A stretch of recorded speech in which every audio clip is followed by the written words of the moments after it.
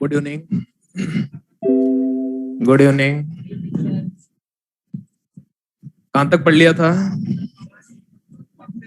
Endosperm development पढ़ लिया था। देना कॉपी दे लो। अच्छा अच्छा, इसमें स्पेशल पॉइंट लिखने हैं। स्पेशल पॉइंट्स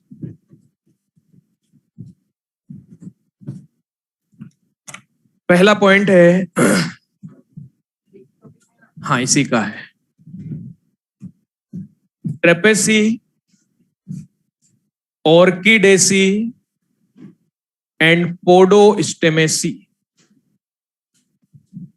ट्रेपेसी, ऑर्किडेसी, पोडोस्टेमेसी, ये तीन फैमिली ऐसी हैं जिनमें एंडोस्पर्म एब्सेंट होता है। Endosperm absent. Trapaceae, Orchidaceae, Podostemaceae, TOP, top, endosperm absent होता है। Second point, starchy endosperm. पूछा जाए स्टार्ची एंडोस्पर्म किसमें पाया जाता है, आंसर दोगे व्हीट, राइस एंड मेज। व्हीट, राइस एंड मेज स्टार्ची एंडोस्पर्म है, यानी इनके सीड में जो एंडोस्पर्म प्रेजेंट होता है उसमें बहुत ज्यादा अमाउंट में आपको स्टार्च मिलेगा। ठीक है, तभी तो डॉक्टर कहते हैं चावल कम खाया करें, ठीक है, चपातियां कम निपटाया करें, ठीक है ना, क्योंकि स्टार्च बहुत ज्यादा है, ओबेसिटी का चांस होता है, मोटापा बढ़ता है। Starchy endosperm. हाँ, मोजेक एंडोस्पर्म। थर्ड लिखें, मोजेक एंडोस्पर्म। ये आपको मिलता है मेज में एंड टोमेटो। मेज एंड टोमेटो। देखो, मोजेक का मतलब होता है पेचेस ऑफ डिफरेंट कलर्स, ठीक है। जैसे मेज का भुट्टा आपने देखा है, ठीक है, उसमें कुछ दाने आपको व्हाइट दिखते हैं, कुछ दाने आपको येलो दिखाई देते हैं, ठीक है, तो डिफरेंट कलर के पेचेस हैं, कहा जाता है मोजेक एंडोस्पर्म है। टोमेटो को जब आपने कट किया होगा, बीच में से जब कट किया होगा, कुछ पार्ट आपको व्हाइट व्हाइट दिखाई देता है, कुछ पार्ट आपको रेड दिखाई देता है, ठीक है, तो डिफरेंट कलर के पेचेस हैं, इसलिए कहा जाता है एंडोस्पर्म कैसा होता है, मोजेक होता है। अगला आप लिखोगे oily endosperm. Oily endosperm, example लिख लेना, coconut, castor. Oily endosperm, coconut, castor. शुरुआत में जो टेंडर कोकोनट होता है, जो कच्चा नारियल होता है, हरा नारियल होता है जिसका पानी हम पीते हैं, वो लिक्विड एंडोस्पर्म है। उसमें व्हाइट कर्नल जो पाया जाता है वो सेल्यूलर एंडोस्पर्म है, और बाद में वाटर सूख जाता है, जो गोला बचता है, ठीक है, गोला जिसको आप खोपरा कहते हो, ठीक है ना, उससे ऑयल निकाला जाता है, तो ऑयल प्रेजेंट होता है, क्या कहा गया, ऑयली एंडोस्पर्म है। अगला लिखना, रूमिनेट, रूमिनेट एंडोस्पर्म।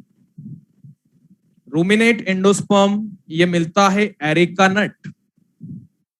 एरिका नट यानी जो सुपारी होती है, एरिका नट सुपारी, पान में डालते हैं सुपारी, गोल सुपारी होती है, पूजा में भी रखी जाती है, ठीक है ना, उसको आप बीच में से कट करके देखना, कट करके देखोगे उसमें हार्ड सरफेस होती है, अनइवन सरफेस होती है, उसके लिए टर्म यूज की गई है रूमिनेट एंडोस्पर्म। तो एग्जांपल याद रखें, ये स्पेशल पॉइंट है। बताओ कौन कौन सी फैमिली जिनमें एंडोस्पर्म एब्सेंट है, ट्रेपेसी, ऑर्किडेसी, पोडोस्टेमेसी। बताओ मोजेक एंडोस्पर्म किसमें मिलता है, maize and tomato. Oily endosperm, coconut, castor. Ruminate endosperm, areca nut. Starchy endosperm, wheat, rice and maize. ये एंडोस्पर्म से रिलेटेड कुछ स्पेशल पॉइंट थे विद एग्जांपल्स, बोलो याद रहेंगे। अब आप हेडिंग लिखना next, development of embryo. Development of embryo. Embryo development हम यहां पर पढ़ने जा रहे हैं, और जिस एम्ब्रियो का डेवलपमेंट पढ़ रहे हैं वो है डाइकोट एम्ब्रियो। लिख लो सामने, डाइकोट एम्ब्रियो। और जो एग्जाम्पल हम यहां पर लेंगे वो है कैप्सेला। कैप्सेला के एम्ब्रियो का डेवलपमेंट किस तरीके से होता है, डायग्राम की हेल्प से इसको हम समझेंगे। ठीक है, डायग्राम बनाए बेटा।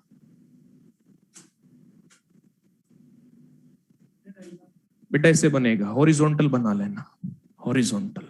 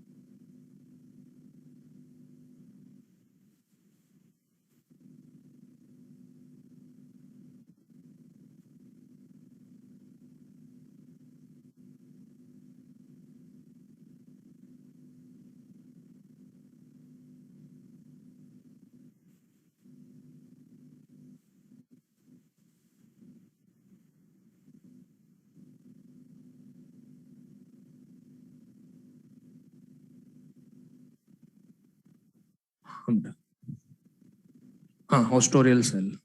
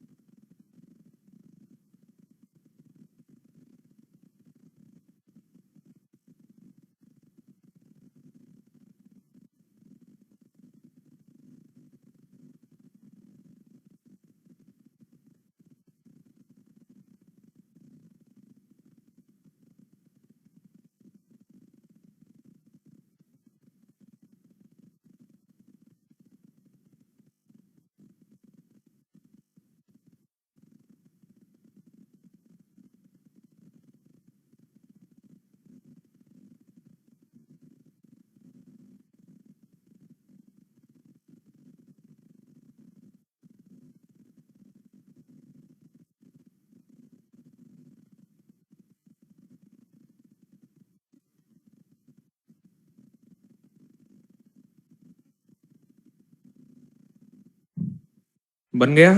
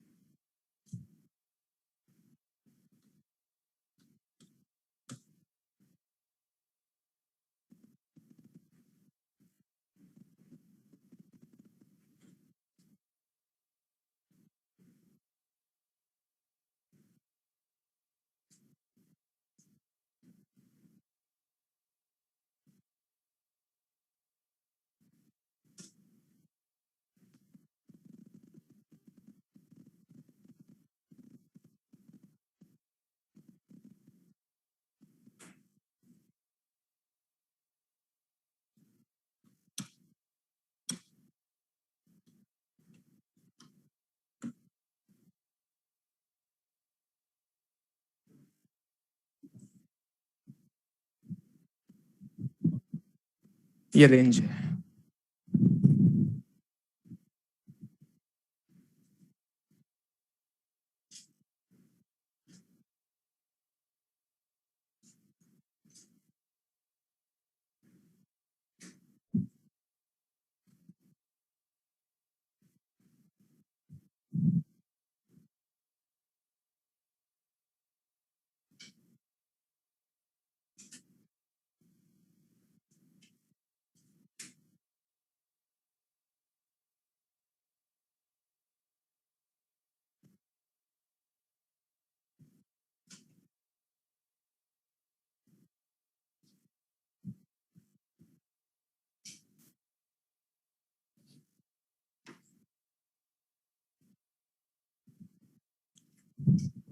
बन गया होगा बेटा, समझना आप ध्यान से।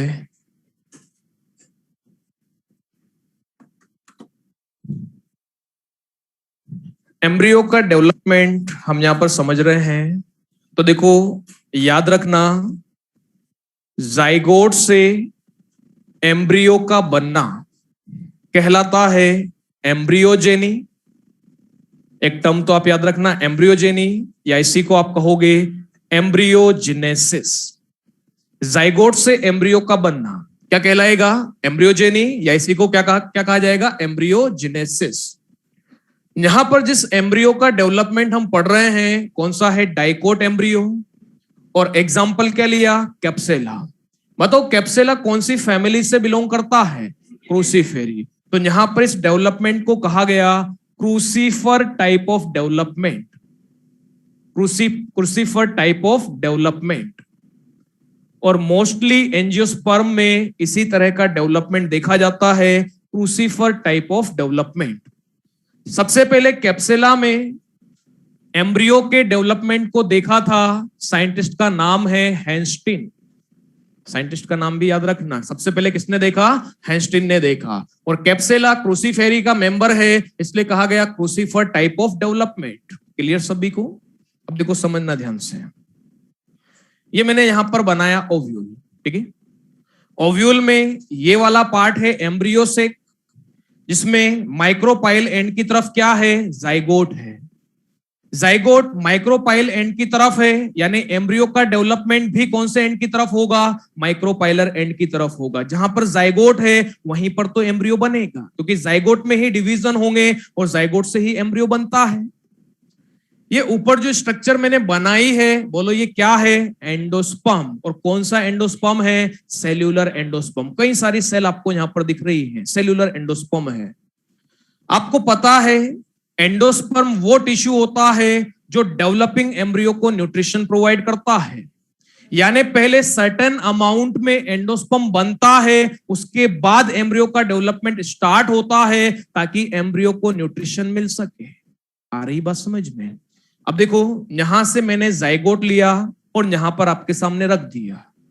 किस तरह से एम्ब्रियो का डेवलपमेंट होगा? सबसे पहले जाइगोट में डिवीजन होगा। बताओ कौन सा डिवीजन? माइटोसिस। और माइटोसिस भी कैसा होगा? अनइक्वल। पहले तो बताओ जाइगोट की प्लॉइडी क्या होगी? एन या 2n? 2n होता है, जाइगोट 2n होता है। अनइक्वल माइटोसिस हो रहा है। और जब भी हमने अनइक्वल माइटोसिस टर्म लिखी है, दो सेल तो बनी है लेकिन एक साइज में छोटी, दूसरी साइज में बड़ी, ठीक है। और यहां पर जो अनइक्वल माइटोसिस हुआ है वो इस तरीके से हुआ है, इस तरीके से, इसलिए क्या कहा गया?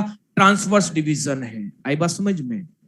अनइक्वल माइटोसिस हुआ, ट्रांसवर्स डिवीजन हुआ। यहां पर दो सेल बनती है। कितनी सेल बनती है? दो। माइक्रोपाइलर एंड की तरफ जो सेल बनती है इसे नाम दिया जाता है बेसल सेल। ये स्ट्रक्चर आप यहां पर देखो, ठीक है। तो ये जो नीचे वाली सेल है ये माइक्रोपाइल एंड की तरफ बन रही है और ऊपर वाली सेल चेलेजल एंड की तरफ बनती है। आ रही बात समझ में? तो माइक्रोपाइलर एंड की तरफ जो सेल बनती है उसे कहा जाता है बेसल सेल है, इसी को कहा जाता है सस्पेंसर सेल है। क्योंकि आगे चलकर जब इस सेल में डिवीजन होंगे तो ये सेल क्या बना देगी? सस्पेंसर बनाती है, इसलिए क्या नाम दिया गया? सस्पेंसर सेल है। क्लियर सभी को?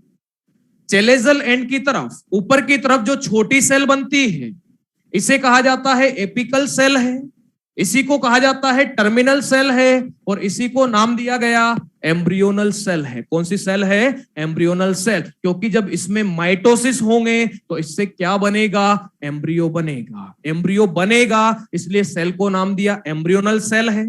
इसमें जब माइटोसिस होंगे सस्पेंसर बनेगा, इसलिए सेल को क्या नाम दिया? Suspensor cell. आ रही बात समझ में? अब देखो, दोनों सेल में साइमल्टेनियसली माइटोसिस स्टार्ट होता है, दोनों में साथ साथ माइटोसिस स्टार्ट होगा। एम्ब्रियोनल सेल में देखो माइटोसिस होंगे, मान लो ये एम्ब्रियोनल सेल है, ठीक है। इसमें ये माइटोसिस हुआ, पहला माइटोसिस इस तरह से हुआ। बताओ कितनी सेल बनेगी? दो। ऐसे माइटोसिस हुआ, दो सेल बनेगी। इन दो सेल में इस तरह से माइटोसिस होगा, कितनी बनेगी? 4। इन 4 सेल में इस तरह से माइटोसिस होगा, कितनी बनेगी? 8। पहले ऐसे माइटोसिस हुआ, 2 सेल बनी, फिर ऐसे माइटोसिस हुआ, 4 सेल बनी, फिर ऐसे माइटोसिस हुआ, 8 सेल बनी। 8 सेल्ड एम्ब्रियो कहलाता है प्रो एम्ब्रियो। 8 सेल्ड एम्ब्रियो को क्या कहोगे? Pro embryo. आगे की तरफ आपको 4 सेल दिखाई दे रही हैं, 4 कहां पर होंगी? पीछे की तरफ। इस तरह का एम्ब्रियो क्या कहलाएगा? Pro embryo. यानी सबसे पहले जो एम्ब्रियो बनता है वो कौन सा होता है? प्रो एम्ब्रियो होता है। याद रहेगा? सस्पेंसर सेल, इसमें भी माइटोसिस होगा। तो देखो माइटोसिस की वजह से यहां पर कई सारी सेल्स बनने लगेंगी। इन सेल्स को यहां पर ये जो फिलामेंट यहां पर बन रहा है इसको क्या नाम दिया जाता है? Suspensor. Suspensor 6 to 10 cell long होता है। इसमें कितनी सेल आपको मिल सकती है? 6 to 10। देखो शुरुआत में प्रो एम्ब्रियो छोटा है तो इसमें हमने नंबर ऑफ सेल कम बनाई है। जैसे जैसे आगे और डिवीजन होगा नंबर ऑफ सेल्स बढ़ती चली जाती हैं। यानी यहां पर जो फिलामेंट बन रहा है इस फिलामेंट को क्या कहा जाता है? सस्पेंसर कहा जाता है। बताओ कितनी सेल का हो सकता है? 6 to 10 सेल। क्लियर सभी को? सस्पेंसर की लास्ट वाली सेल जो बेसल सेल होती है ये साइज में बड़ी होकर स्वलन हो जाती है, फूल जाती है। इसको क्या नाम दिया गया? होस्टोरियल सेल। और होस्टोरियल सेल का रोल है फूड एब्जॉर्ब करने में। शुरुआत में एम्ब्रियो छोटा है, शुरुआत में एम्ब्रियो छोटा है तो शुरुआत में एम्ब्रियो को न्यूट्रिशन प्रोवाइड करती है होस्टोरियल सेल। कौन सी सेल प्रोवाइड कर रही है? होस्टोरियल सेल। यहां पर नीचे की तरफ होस्टोरियल सेल होगी, यहाँ पर नीचे की तरफ होस्टोरियल सेल होगी, तो ये जो होस्टोरियल सेल है न्यूसेलस से फूड एब्जॉर्ब करती है। कहां से फूड एब्जॉर्ब कर रही है? न्यूसेलस से। न्यूसेलस से फूड एब्जॉर्ब करके फूड एम्ब्रियो को प्रोवाइड करती है। यानी शुरुआत में जब एम्ब्रियो छोटा होता है, एम्ब्रियो को न्यूट्रिशन कौन प्रोवाइड कर रही है? होस्टोरियल सेल। आ रही बात समझ में? कहां से न्यूट्रिशन ले रही है? न्यूसेलस। क्लियर सभी को? जैसे जैसे डिवीजन होते जाते हैं, सस्पेंसर की लेंथ बढ़ती जाती है, ठीक है, और सस्पेंसर की लेंथ यहां पर बढ़ रही है। याद रखना, सस्पेंसर का फंक्शन आपसे पूछा जाए तो सस्पेंसर का फंक्शन होगा डेवलपिंग एम्ब्रियो को फूड लेडन एंडोस्पर्म में पुश करना। कहां पुश करेगा? फूड लेडन एंडोस्पर्म, यानी एंडोस्पर्म में फूड प्रेजेंट है। तो यहां पर जैसे जैसे सस्पेंसर की लेंथ बढ़ेगी, नंबर ऑफ सेल्स बढ़ेंगी, तो ये जो सस्पेंसर है ये एम्ब्रियो को कहां पुश करेगा? अंदर एंडोस्पर्म में, ताकि एम्ब्रियो को न्यूट्रिशन मिल सके। आ रही बात समझ में? तो शुरुआत में न्यूट्रिशन कौन प्रोवाइड कर रही थी? होस्टोरियल सेल। बाद में एम्ब्रियो को कौन न्यूट्रिशन प्रोवाइड करता है? एंडोस्पर्म। एंडोस्पर्म में कैसे एंटर करता है? सस्पेंसर की हेल्प से। आ रही बात समझ में? सस्पेंसर में डिवीजन होते हैं, नंबर ऑफ सेल बढ़ती है, तो सस्पेंसर एम्ब्रियो को कहां पुश कर देता है? एंडोस्पर्म के अंदर। यहां से फूड को एब्जॉर्ब करेगा, यानी न्यूट्रिशन कौन प्रोवाइड कर रहा है? एंडोस्पर्म। आ गई बात समझ में? यहां तक क्लियर? अब देखो समझना, प्रो एम्ब्रियो, इसमें लगातार डिवीजन होते हैं, कई सारी सेल यहां पर बन जाती है। बताओ इस एम्ब्रियो को क्या कहा जाता है? Globular embryo. और ज्यादा डिवीजन होंगे, और डिवीजन होते हैं, इसके बाद कौन सा एम्ब्रियो बनता है? Heart shaped embryo. और फाइनली आपको जो मैच्योर एम्ब्रियो मिलेगा उसे यहां पर क्या नाम दोगे? टॉर्पिडो एम्ब्रियो होता है। सीक्वेंस याद रखना, एग्जाम में सीक्वेंस पूछ ली जाती है। जैसे मान लो एग्जाम में क्वेश्चन आता है कैप्सेला में एम्ब्रियो डेवलपमेंट की सही सीक्वेंस क्या होगी? पहला ऑप्शन मिला pro embryo, globular embryo, torpedo, heart shape. सही होगा क्या? नहीं। दूसरा ऑप्शन मिला pro embryo, globular embryo, heart shape, torpedo. सही होगा क्या? यस। तीसरा ऑप्शन मिला pro embryo, heart shaped, globular, torpedo. सही होगा क्या? नहीं होगा। तो आपको कौन सा ऑप्शन टिक करना है जिसमें पहले लिखा हो प्रो एम्ब्रियो, फिर ग्लोब्यूलर एम्ब्रियो, फिर हार्ट शेप, फाइनली टॉर्पिडो। याद रखना, ऐसे प्लांट जिनमें ओव्यूल कैम्पाइलोट्रोपस होता है। कैम्पाइलोट्रोपस, याद करो, कैम्पाइलोट्रोपस। कैप्सेला यानी क्रूसीफेरी और लेग्यूमिनोसी में मिलता है। एक्सेप्शन था पी में कौन सा था? एनाट्रोपस। कैम्पाइलोट्रोपस ओव्यूल का मतलब था पूरी बॉडी कर्व्ड होती है, इसलिए उसको कर्व्ड ओव्यूल कहा था। तो याद रखें, कैप्सेला में कैम्पाइलोट्रोपस ओव्यूल मिलता है जिसकी बॉडी कर्व्ड होती है। कर्व्ड होने की वजह से एम्ब्रियो भी कर्व्ड हो जाता है। कैप्सेला में कौन सा ओव्यूल मिलता है? कैम्पाइलोट्रोपस। बॉडी कर्व्ड होती है, एम्ब्रियो का डेवलपमेंट हो रहा है, एम्ब्रियो साइज में बड़ा होता जा रहा है। कर्व्ड बॉडी होने की वजह से एम्ब्रियो भी कर्व्ड हो जाता है। इस कर्व्ड एम्ब्रियो को बोलो क्या नाम दिया गया? टॉर्पिडो। तो याद रखें, जिनमें कैम्पाइलोट्रोपस ओव्यूल मिलता है उन्हीं के एम्ब्रियो को आप टॉर्पिडो नाम दोगे। बाकी सभी में फाइनली हार्ट शेप के बाद कौन सा बनता है? मैच्योर। आ रही बात समझ में? इस कर्व्ड एम्ब्रियो को ही क्या नाम दिया गया? Torpedo embryo. बोलो ये पूरी सीक्वेंस सभी को क्लियर है? किस तरह से डिवीजन हो रहा है, कैसे प्रो एम्ब्रियो बना, फिर ग्लोब्यूलर एम्ब्रियो बना, फिर हार्ट शेप बना, फाइनली टॉर्पिडो बना। और यहां पर ये जो बेसल सेल थी, इसमें डिवीजन से क्या बनता चला गया? सस्पेंसर। एक पॉइंट याद रखना, एम्ब्रियो मेच्योर होने के बाद, मेच्योर हो चुका है, ठीक है, मेच्योर होने के बाद यहां से ये पूरा सस्पेंसर वाला पार्ट डिजनरेट हो जाता है। यानी आप मेच्योर एम्ब्रियो में, यानी जब सीड का जर्मिनेशन होगा उस दौरान आपको इसमें सस्पेंसर वाला पार्ट दिखाई नहीं देगा। बोलो यहां तक क्लियर है सभी को? लिख लिया सभी ने? अब आप नेक्स्ट हेडिंग लिखना बेटा। हाँ, ये वाले पॉइंट लिख लो जो भी मैंने यहां पर लिखा है। मेच्योर एम्ब्रियो है बेटा, टॉर्पिडो के ब्रैकेट में मेच्योर है। एंडोस्पर्म, बेटा आपने बायोटेक वगैरह में एम्ब्रियो रेस्क्यू नहीं पढ़ा क्या? एम्ब्रियो रेस्क्यू, एम्ब्रियो को बचाया जाता है यार। जेनेटिक्स पढ़ ली, बायोटेक्नोलॉजी पढ़ ली, आपने वो वाला पार्ट पढ़ लिया जिसमें टिश्यू कल्चर वगैरह सब पढ़ाए जाते हैं, सोमा क्लोनल वेरिएशन वगैरह पढ़ाए जाते हैं, सब कुछ आपने पढ़ लिया है।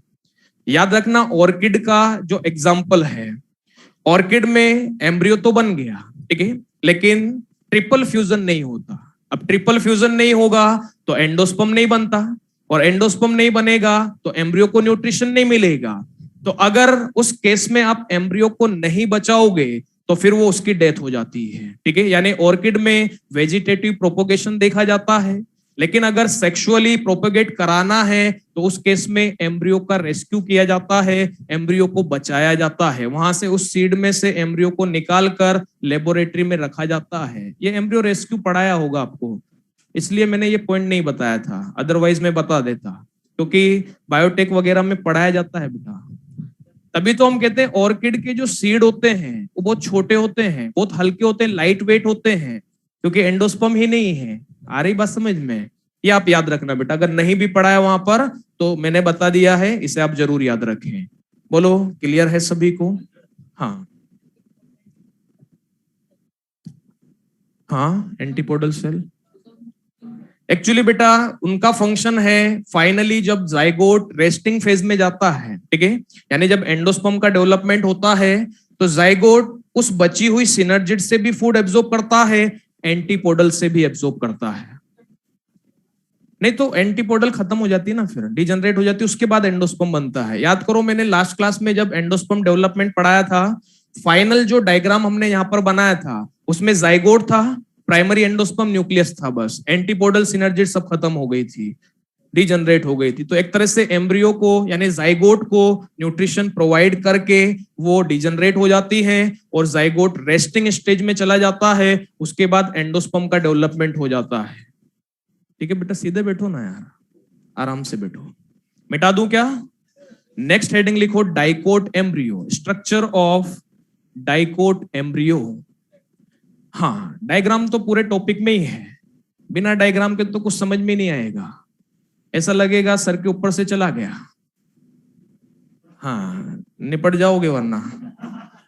बिना डायग्राम के समझ में आएगा क्या बेटा? कैसे हार्ट शेप है, कि कहाँ सस्पेंसर में बोल दूं, मान लो मैं डायग्राम नहीं बनाऊं और मैं बोल दूं कि जाइगोट में डिवीजन होंगे, अनइक्वल डिवीजन होगा, ऊपर वाली सेल बन, नीचे वाली सेल बनेगी बेसल सेल, ठीक है, बेसल सेल में डिवीजन होंगे, सस्पेंसर बनेगा।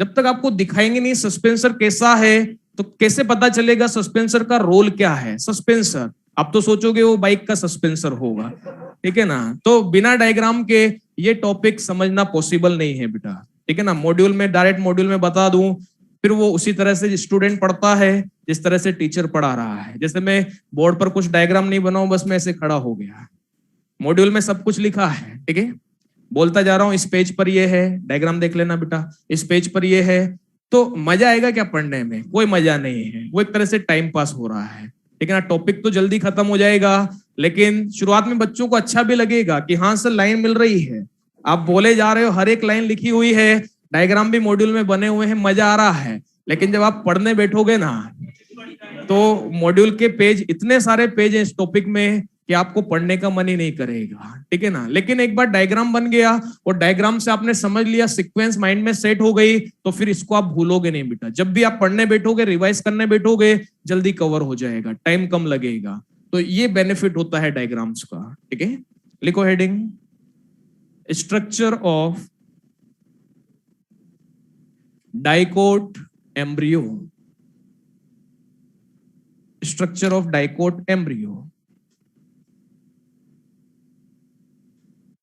कोई बड़ी स्ट्रक्चर नहीं है, छोटे छोटे से डायग्राम है।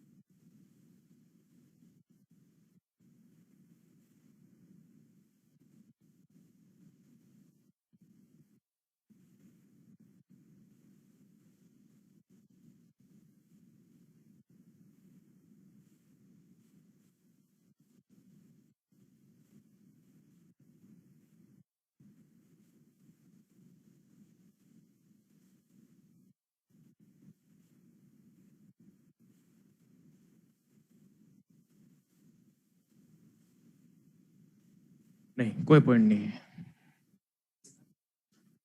हाँ, यहां तक बनाओ डायग्राम। वो ये डाइकोट एम्ब्रियो के डायग्राम है, ये मोनोकोट एम्ब्रियो का है।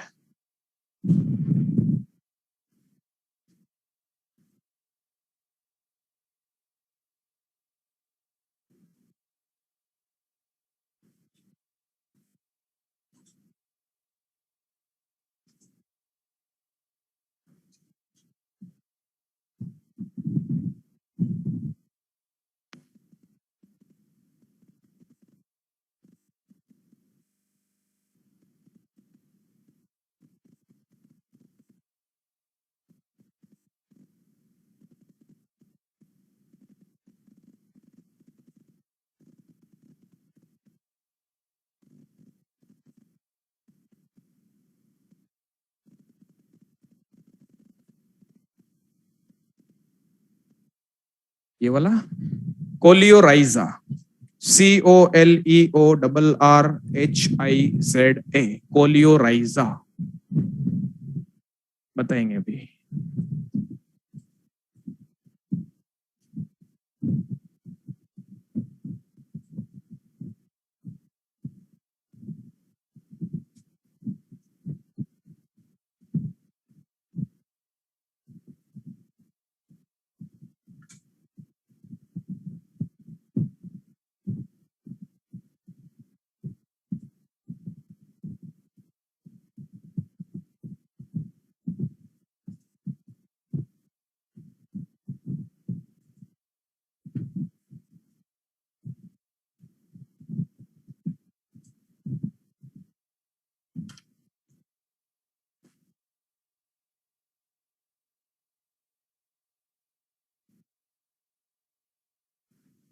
बस वो ऐसे लिखो आप, खाली 2 स्टार बने ना वहां पर ऊपर, तो उसके लिए 2 लाइन छोड़ दो सीड के नीचे, बाकी जैसा मैंने लिखा है एज इट इज लिख लो।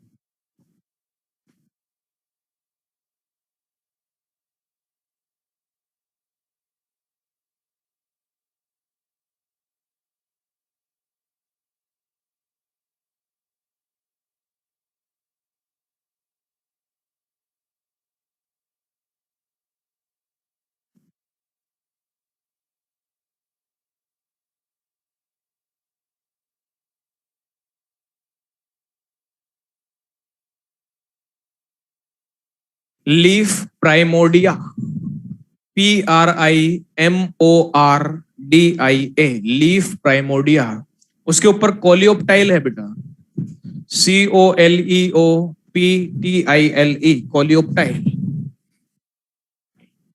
पढ़ी होगी ना ये टर्म मॉर्फोलॉजी में, कोलियोप्टाइल, कोलियोराइजा। पहली बार सुन रहे हो क्या? सुनी सुनी है, मतलब सुनी सुनी है, सुना सुना लग रहा है। हाँ, हम्म।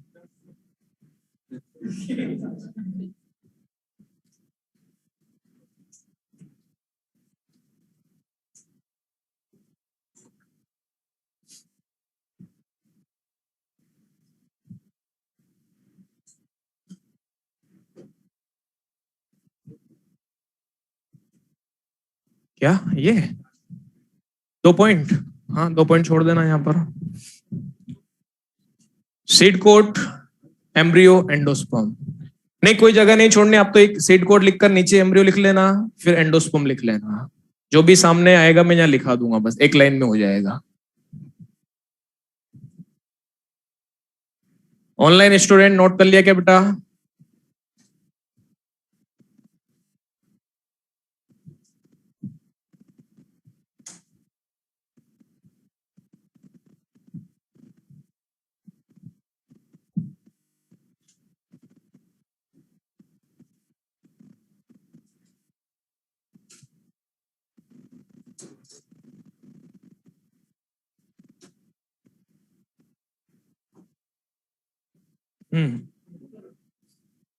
ये वाला, ये है बेटा कोलियोप्टाइल, COLEOPTILE,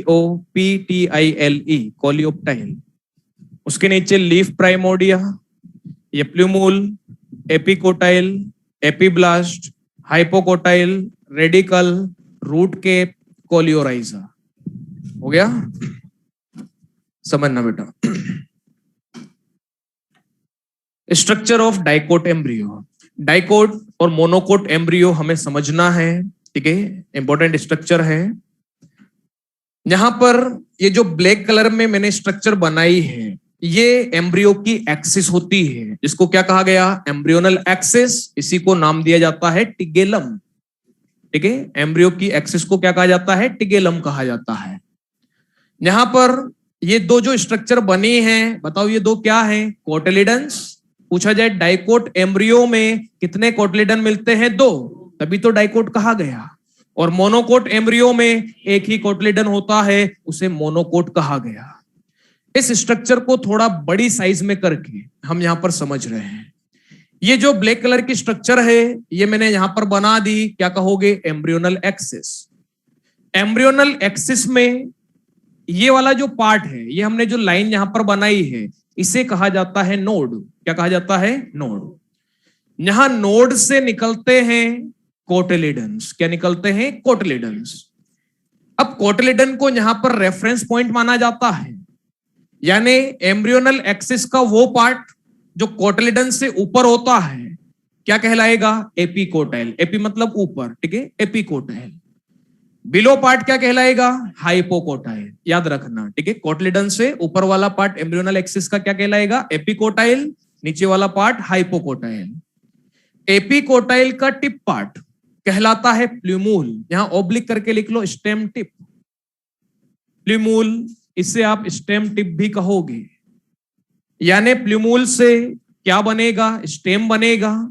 स्टेम पर लीफ बनेगी, यानी क्या डेवलप हो जाएगा? शूट डेवलप होता है। प्ल्यूमूल से क्या बनता है? शूट बनता है। हाइपोकोटाइल का टिप वाला पार्ट होता है रेडिकल। बताओ रेडिकल से क्या बनती है? रूट बनती है। और रूट पर एक कवरिंग पाई जाती है, जिसको कहा जाता है रूट केप। ये रेडिकल की कवरिंग है, इसको क्या नाम दिया गया? Root cap. याद रखना, जब सीड को बोया जाता है, फार्मर एग्रीकल्चर फील्ड में सीड को बोता है, सीड को बोया जाता है, तो सीड का जर्मिनेशन होगा, ठीक है। और सीड का जब जर्मिनेशन होता है, तो पहले हाइपोकोटाइल पार्ट निकलता है। कौन सा पार्ट निकलता है? हाइपोकोटाइल। उसका टर्मिनल एंड रेडिकल होता है, यानी पहले रेडिकल वाला पार्ट निकलेगा, पहले रूट बनने लगती है, उसके बाद क्या निकलता है? एपिकोटाइल। आ रही बात समझ में? पहले हाइपोकोटाइल पार्ट निकलेगा, बाद में एपिकोटाइल पार्ट निकलता है, यानी पहले रूट बनती है, बाद में शूट बनेगा। आ रही बात समझ में? अब देखो, ये तो नॉर्मल डाइकोट एम्ब्रियो है, लेकिन ये कैप्सेला का एम्ब्रियो है, ठीक है। कैप्सेला, जिसको हमने नाम दिया था टॉर्पीडो, इसको भी आप समझ लो। ये यहां पर रूट केप है, रेडिकल की कवरिंग रूट केप। ये वाला पार्ट टर्मिनल एंड क्या है? रेडिकल। इसके ऊपर वाला पार्ट क्या है? हाइपोकोटाइल। ये इस तरह से नीचे की तरफ जो बेंट हुए हैं, ये दोनों स्ट्रक्चर क्या कहलाएंगी? कोटिलिडन। डाइकोट है, दो कोटिलिडन मिलेंगे, ये दोनों क्या है? कोटिलिडन। कोटिलिडन से नीचे वाला पार्ट हाइपोकोटाइल, कोटिलिडन से ऊपर वाला पार्ट एपिकोटाइल। ये कहां टर्मिनेट होगा? रेडिकल में। यहां पर क्या मिलेगी? Root cap. और यहां से क्या निकलेगा? प्ल्यूमूल निकलेगा, जिससे क्या बनेगी? शूट बनेगी। आ रही बात समझ में? बोलो, तीनों डायग्राम क्लियर है सभी को? अब देखो मोनोकोट एम्ब्रियो, यहां पर जो मोनोकोट एम्ब्रियो दिया है, यह है ग्रास एम्ब्रियो। लिख लो यहां पर, ग्रास फैमिली का एम्ब्रियो है। ग्रास फैमिली यानी जो ग्रेमिनी पोएसी फैमिली होती है, उसकी बात की जा रही है। तो ग्रास एम्ब्रियो ये हमारे सिलेबस में गिवन है, ध्यान से समझना इसको। देखो यहां पर भी मोस्टली पार्ट तो सेम होंगे, जो डाइकोट में है वो यहां पर भी होंगे, लेकिन डाइकोट के अलावा कुछ एडवांस फीचर आप सभी को पता है। मोनोकोट एडवांस प्लांट है, इवोल्यूशन हुआ, मोनोकोट बने, तो मोनोकोट एम्ब्रियो में कुछ एक्स्ट्रा स्ट्रक्चर आपको मिलेगी। देखो समझना, ये वाला पार्ट एम्ब्रियोनल एक्सिस है, ये वाली लाइन क्या कहलाएगी? नोड, जिस पर क्या बनते हैं? कोटिलिडन। नोड से क्या निकलते हैं? कोटिलिडन। नोड से देखो यहां पर एक छोटा रिड्यूस कोटिलिडन, यानी निकला तो था, सेकंड कोटिलिडन निकला तो था, रिड्यूस हो गया, फुली डेवलप नहीं हो पाया, इसको क्या नाम दिया जाता है? एपीब्लास्ट। यहां पर ब्रैकेट में लिख लो, रिड्यूस्ड कोटिलिडन है। मोनोकोट में रिड्यूस्ड कोटिलिडन, इसको कहा जाता है एपीब्लास्ट। एपीब्लास्ट।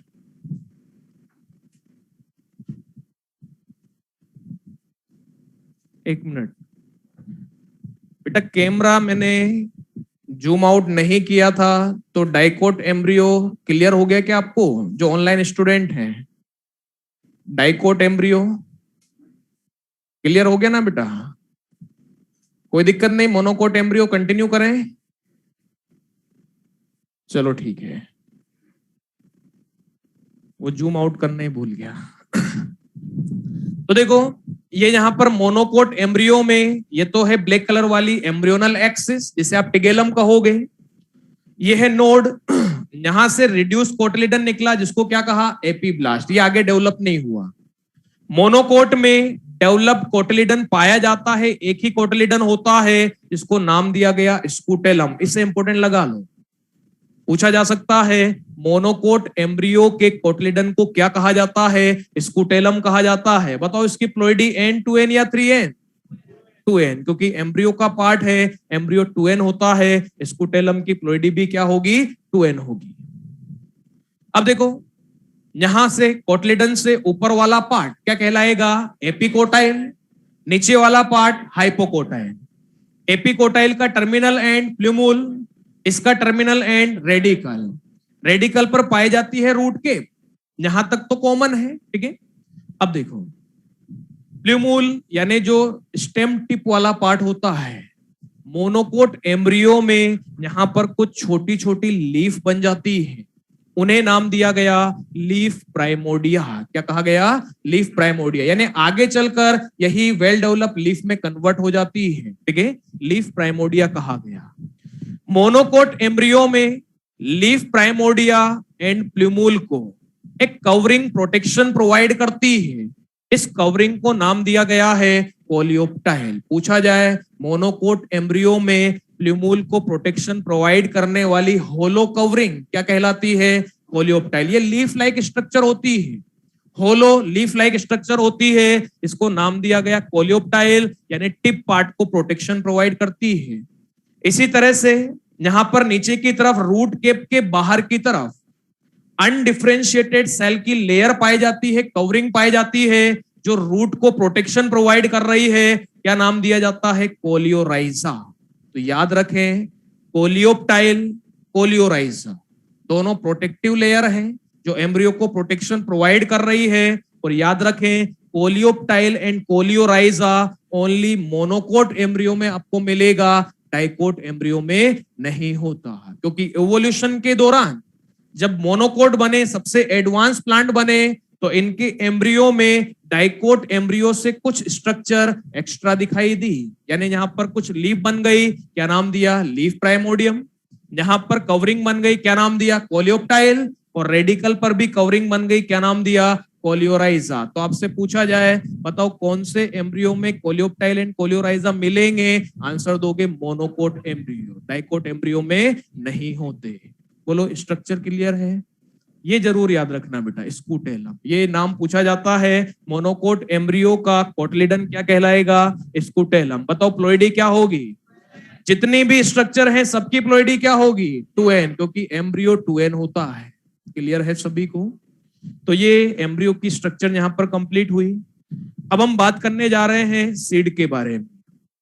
पहला पॉइंट लिखो बेटा, पहला point, last product of sexual reproduction.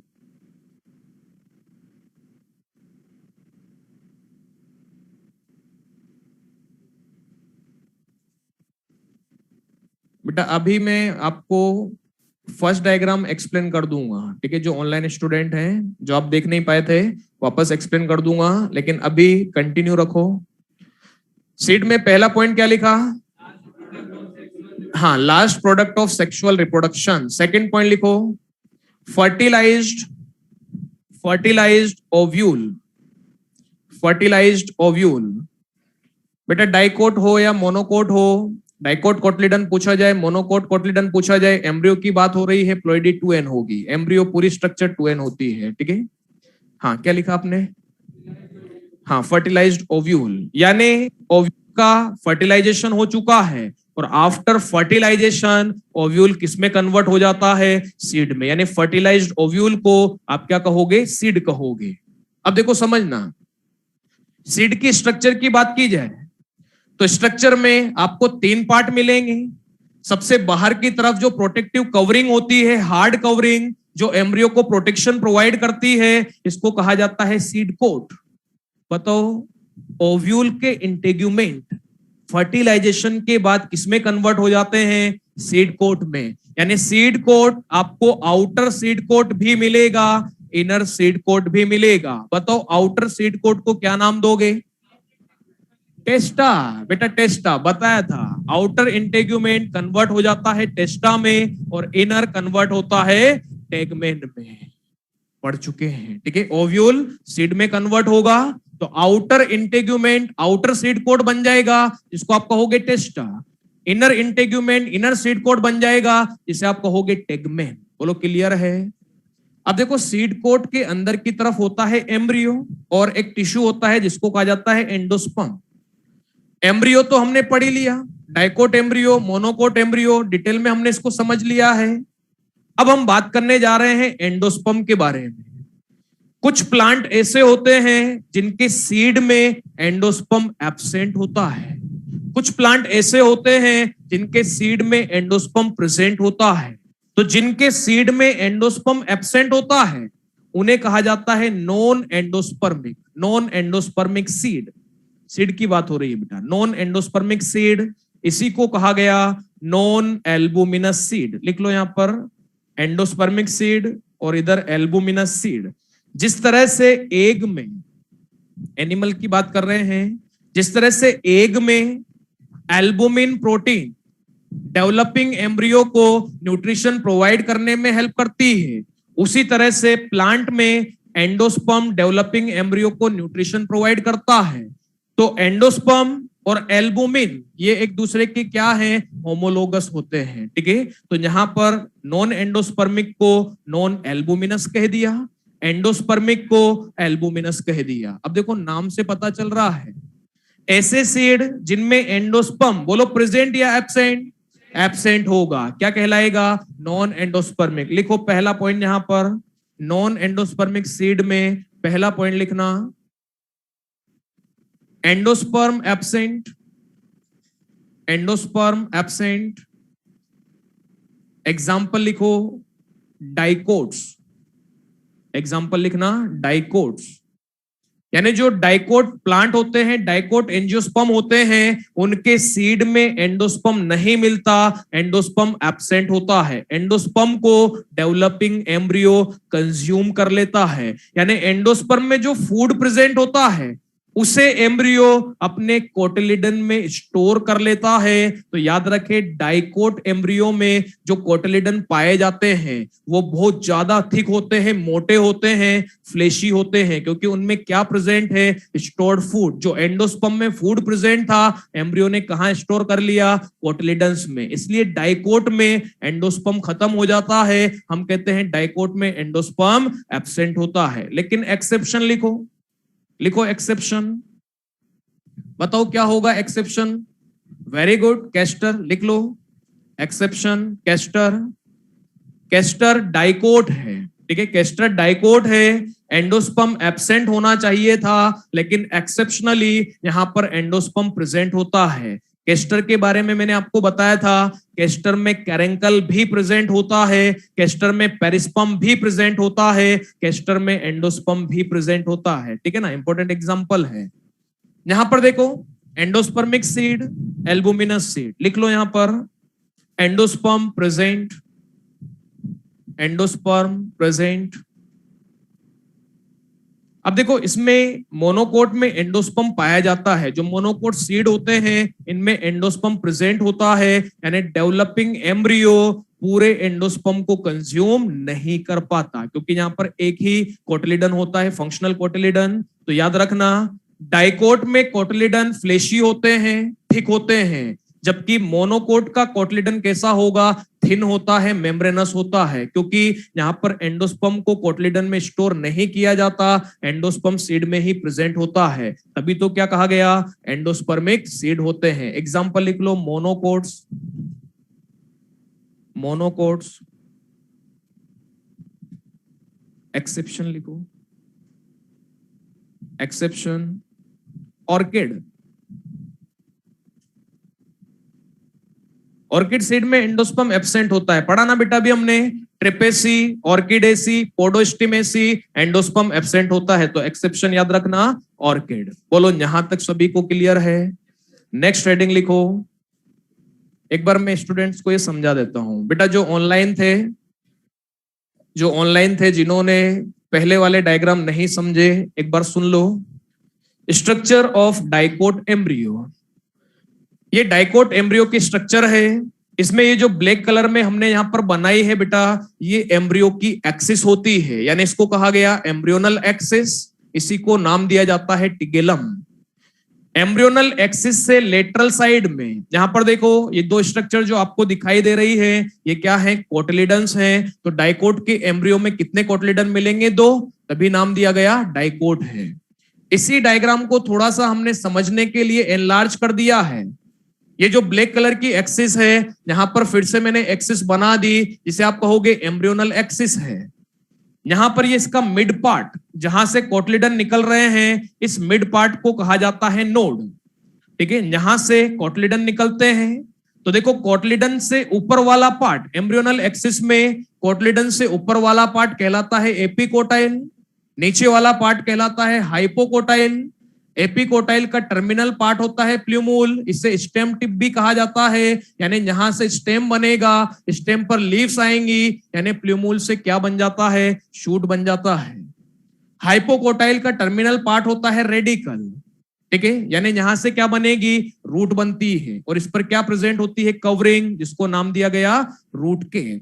और ये यहां पर मैंने बनाया था टोरपीडो एम्ब्रियो, कैप्सुला का एम्ब्रियो, ठीक है, जो कर्व्ड होता है, इसमें ये वाला पार्ट रूट केप है, इसके ऊपर वाला टर्मिनल पार्ट रेडिकल है, रेडिकल के ऊपर वाला पार्ट हाइपोकोटाइल है, इस तरफ जो बेंट हो गए हैं ये कोटलिडन्स हैं, और कोटलिडन से ऊपर वाला पार्ट ये कहलाता है एपिकोटाइल है। बोलो क्लियर है क्या बेटा? हाँ, कोटलिडन तो बेटा फाइनली ये इनमें क्या होता है, जैसे हम सीड जर्मिनेशन पढ़ेंगे, सीड जर्मिनेशन के दौरान ये जो कोटलिडन है, ये इनमें फूड प्रेजेंट होता है, ठीक है, तो एक तरह से ये न्यूट्रिशन प्रोवाइड करने का काम करते हैं। लेकिन एक जर्मिनेशन हम पढ़ेंगे एपीजियल टाइप, एपीजियल 2 टाइप का होता है, एपीजियल, हाइपोजियल। तो एपीजियल में क्या होता है, हाइपोकोटाइल पार्ट का इलोंगेशन ज्यादा हो जाता है, उस वजह से सीड सॉइल से निकलकर बाहर आ जाता है, ठीक है, ऊपर की तरफ जर्मिनेशन हो रहा है तो एपीजियल कहा जाएगा। उस दौरान क्या होता है, जो कोटलिडन होते हैं वो इस तरह से ओपन हो जाते हैं, ग्रीन हो जाते हैं, वहां पर उनका फोटोसिंथेसिस में भी रोल होता है, ठीक है। बोलो यहां तक क्लियर है सभी को? बेटा एंडोस्पर्म का एग्जाम्पल आप पूछ रहे हो, कौन सा वाला बताओ, नॉन एंडोस्पर्मिक या एंडोस्पर्मिक? बताओ बेटा, जिसमें एंडोस्पर्म प्रेजेंट है, मतलब endospermic seed. Example monocots, monocots में एक्सेप्शन लिख लेना, क्या था एक्सेप्शन बताओ, ऑर्किड, ठीक है, ऑर्किड, एक्सेप्शन लिखना ऑर्किड है। हाँ,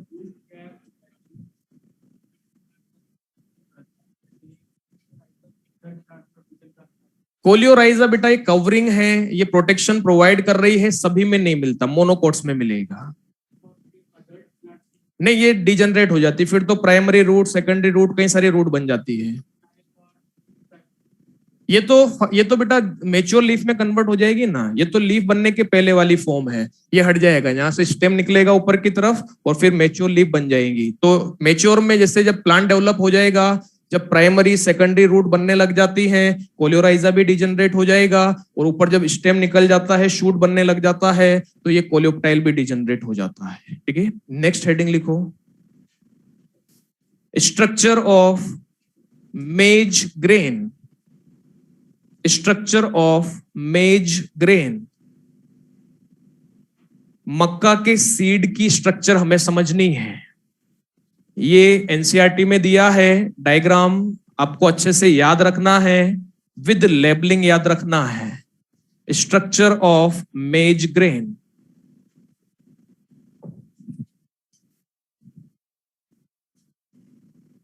डायग्राम बना ले।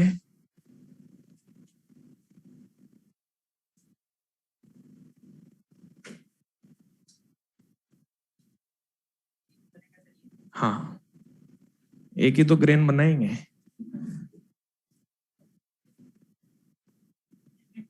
अच्छा, बाद में समझ में आया।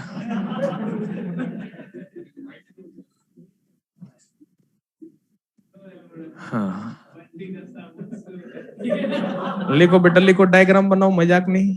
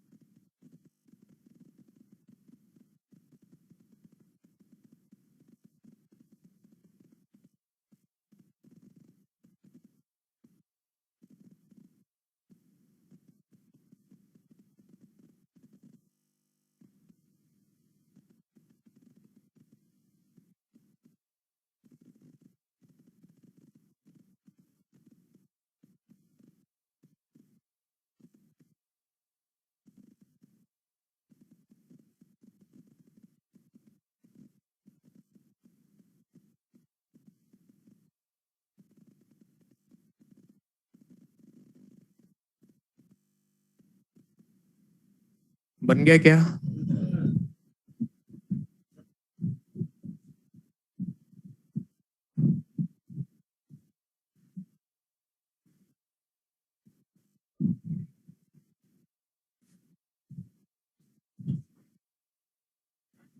इंपॉर्टेंट लगा ना इस डायग्राम को? एनसीईआरटी में गिवन है, लेबलिंग के लिए पूछा जा सकता है।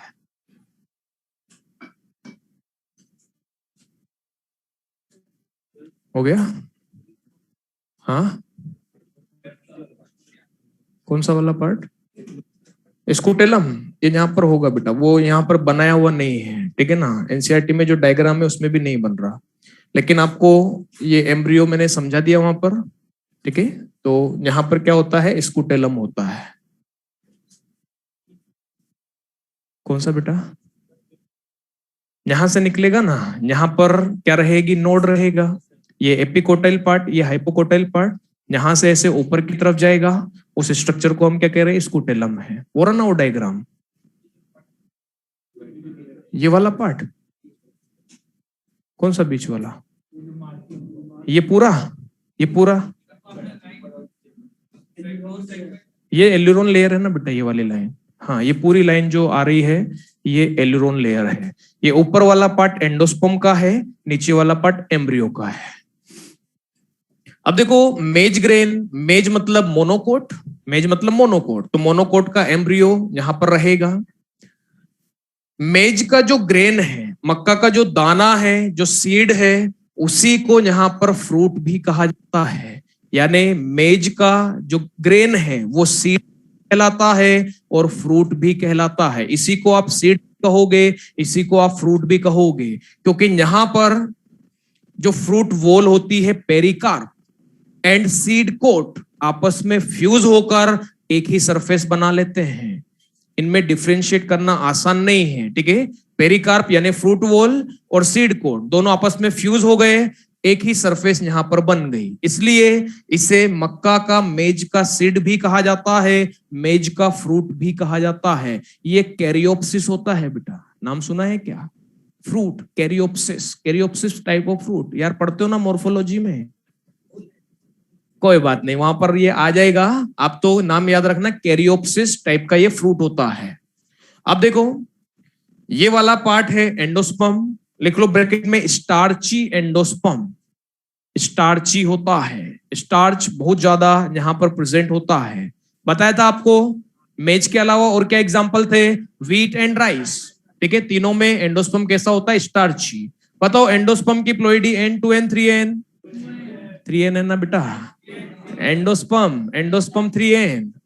बताओ पेरिकार्प की प्लोइडी, सीड कोट की प्लोइडी 2A, ठीक है? याद रखना, ये जो लेयर है एंडोस्पर्म के बाहर की तरफ, जो लेयर है ये एंडोस्पर्म का ही पार्ट होता है। इस लेयर को क्या कहा जाता है? Aleurone layer. तो बताओ इसकी प्लोइडी क्या होगी? 3N होगी। इसी को वेरी इंपॉर्टेंट लगा लेना, एल्यूरोन लेयर। पूछा जाता है मेज में एल्यूरोन लेयर की प्लोइडी क्या होती है? आंसर जाएगा 3N। यानी कहा गया मेज में लीफ सेल में 20 क्रोमोसोम है, एल्यूरोन लेयर में कितने होंगे? 30 होंगे ना बेटा? अरे 30 होंगे ना। लीफ सेल में 20 क्रोमोसोम, तो 2N इक्वल टू 20 टू 10, तो 3N इक्वल टू 30 होगा, ठीक है? याद रखें इसको।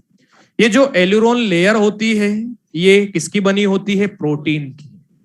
इस एल्यूरोन लेयर में एंजाइम्स प्रेजेंट होते हैं जो सीड जर्मिनेशन के दौरान स्टार्च को डिग्रेड करते हैं। आप आगे हम पढ़ेंगे, अगली क्लास में आपको बताऊंगा।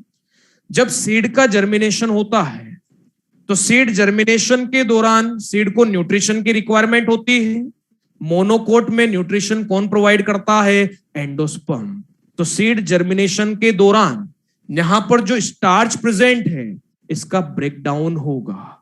यानी इसमें एल्यूरोन लेयर में प्रोटीन एंजाइम पाए जाते हैं, एंजाइम पाए जाते हैं जो स्टार्च का क्या करेंगे? डिग्रेडेशन करेंगे। यानी अल्फा अमाइलेज टाइप एंजाइम यहां पर प्रेजेंट होंगे। तो जब स्टार्च का ब्रेकडाउन होगा ये ग्लूकोज में कन्वर्ट होगा और ग्लूकोज का ऑक्सीडेशन होगा, तभी तो एनर्जी मिलेगी। आ रही बात समझ में? तो याद रखना यहां पर बहुत ज्यादा स्टार्ची एंडोस्पर्म प्रेजेंट होता है। ये एंडोस्पर्म कब कंज्यूम किया जाता है? जब सीड का जर्मिनेशन होता है। उसमें एंजाइम्स हेल्प करते हैं। जो एंजाइम्स कहां प्रेजेंट होते हैं? एल्यूरोन लेयर में। ये प्रोटीन लेयर होती है।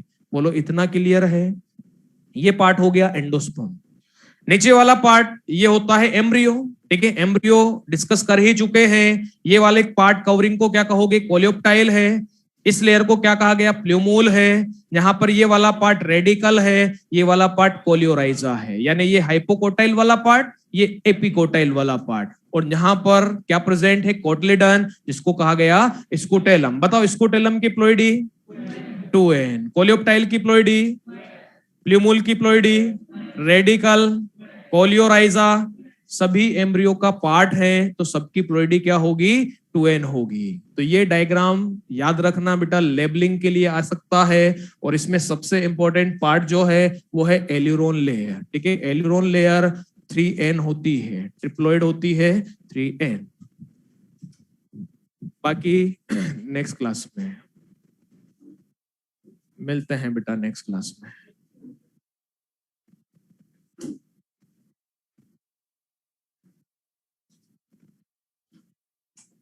लिख लिया सभी ने? ऑनलाइन स्टूडेंट मीटिंग एंड कर दे बेटा। ओके बेटा।